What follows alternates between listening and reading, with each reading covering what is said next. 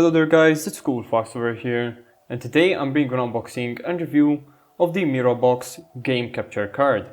So starting off with the unboxing, you can see that the box itself is actually inside of a plastic bag, so taking this out, you can see that the capture card itself is actually nicely presented in a plastic box with a little label here saying that this is obviously an HD capture card. So obviously we will test out all of the features in this video, so stay tuned till the end to form your own opinion.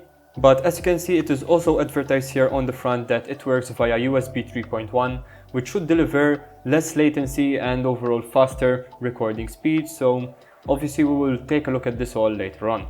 So taking out the sleeve and opening up the box, inside you will find the game capture card itself here on the top, and removing this for now and putting it to the side. Underneath you will find some of the cables necessary to start working with this, but obviously we will go through all of this later on in this video. And now taking a look at the instruction manual, as you can see there is a side in English. Some of the more important specifications can be found in here, and as you can see it is able to record at 1080p 60, which is always good to see. And apart from that, what I will be showing in this video is actually up to 1080p 30, since this whole video is being recorded in 30 frames per second. And now looking at the cables, they do seem of very high quality actually. And you can tell here that you have the USB 3.1 Type A right here, and on the other side you'll find the USB Type C cable. And in fact this is also very short, so we will test out the length and see if this is actually enough. But apart from that, you'll find a USB Type C to USB Type C cable as well, and this is also the same length as the other cable itself. But overall I would say that these cables are of pretty high quality, which is really good to see. Now looking at the capture card itself, you can see here that on the top you'll find HD video capture USB 3.1 written, and you will also find some symbols here including the microphone port, the headphone port, the HDMI out and HDMI in. So in this case you would connect an HDMI cable to your console for example and put it into the in section here of the capture card, and you will grab another HDMI cable and put it in the out port here and put this into your monitor or wherever you actually want to view your output. And apart from that, you will have to use also the USB-C cable here to either plug it into your computer via USB Type A or USB Type C. So that is why there are two cables included inside, so that you can easily record this in OBS for example, or whichever software you're using for streaming or recording. But apart from that, I would say that this is built really well. It does have a metal coating, which is really nice to see, but this yellow part here is made out of plastic, which I do not really mind, as of course this won't be really thrown around that much, since it will most probably sit on your desk or next to your console or whatever you're trying to capture. So I have no problems with this being plastic. So to set this up correctly, all you need to do is plug the Xbox 360 or whichever console you have. In this case I have a 360. You should plug it into the in port here. Then plug the out port to a monitor or TV or whatever you're going to see your console on. So in this case it is connected to a monitor. And then you plug in the USB 3.0 or USB-C cable, as you can see back there, to a USB 3 port. And I don't really recommend to plug it into a USB hub, as that might not give it the required amount of power. So I would always recommend to either plug it in directly to a USB 3.0 port, and this should let OBS detect the capture card or whatever software you're using detect the card, and then you'd be set up. So as you can see, this is the setup at the moment, and as I said, the main monitor here on the right is set up to display the Xbox 360, and the smaller monitor on the left is set up to show my PC. And as you can see, switching through the tabs here, everything is shown on OBS without any problems.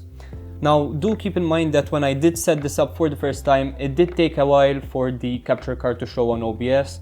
Now I have no idea why this was, but basically all I needed to do was unplug all of the cables and plug them in again, and just wait a few minutes until it actually registered on OBS. So this is most probably a common issue with these cards. Now basically all that is left is for you to start recording on OBS, and then everything will be saved on your PC. And to set up the capture card on OBS, all you need to do is set up a new scene, go into the scenes section and press on video capture card. And once you plug in the Mirabox capture card, it should pop up on OBS itself, and Windows should install all the drivers necessary so you really have no problems there. If you do not use OBS, make sure that you use another software that actually recognizes the capture card, but if you do not have any software at the moment, I do recommend OBS since it's a free software to use.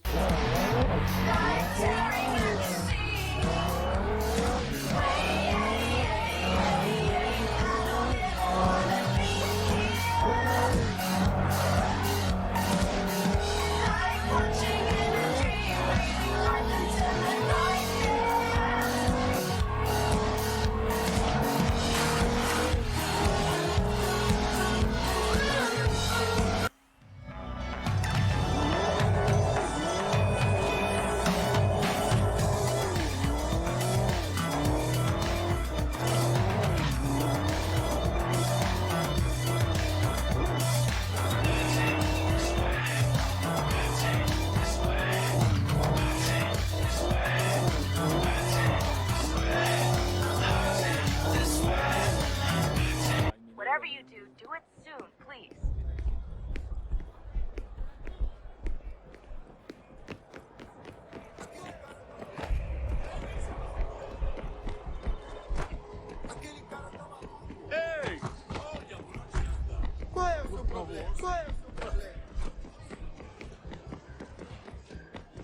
Everything all right, Desmond? Alguém chama a segurança! Passenger.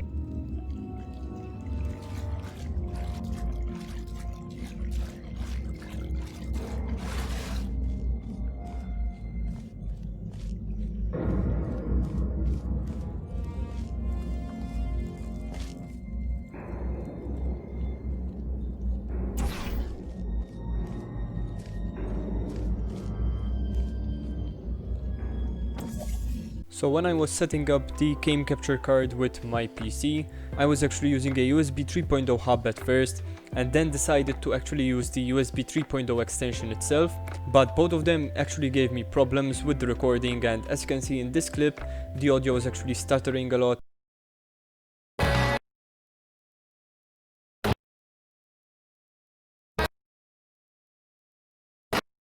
I could not remove this by any means, so of course I would really not recommend to use the USB hub or a USB extension cable, as that will definitely pose a lot of problems, just like what happened on my PC. Now also, as I mentioned before in the text cards on this video itself, if you use a USB 3.0 expansion card such as the one I have in my PC, as actually the motherboard is so old that it doesn't even have USB 3.0 ports, you will also probably see quite a few problems like those that I have on my own PC. So do keep in mind that to use this properly, you'll either have to use a USB 3.0 port on your motherboard, or a USB Type-C port on your motherboard or laptop or whatever it is. Just make sure that it is native to your system and not through an expansion card. In fact, what I ended up doing was record most of this footage on my laptop itself, since it actually has a USB Type-C port, and I also tried the USB 3.0 port and it did work without any problems and the audio was working fine. So it's not because of the cables or anything, it's just that for some reason with my PC and the PCI expansion card, it was not actually working. So I hope you enjoyed this video, guys. If you did, please leave a like and subscribe for more content. This was CoolFox and I'm out. Peace.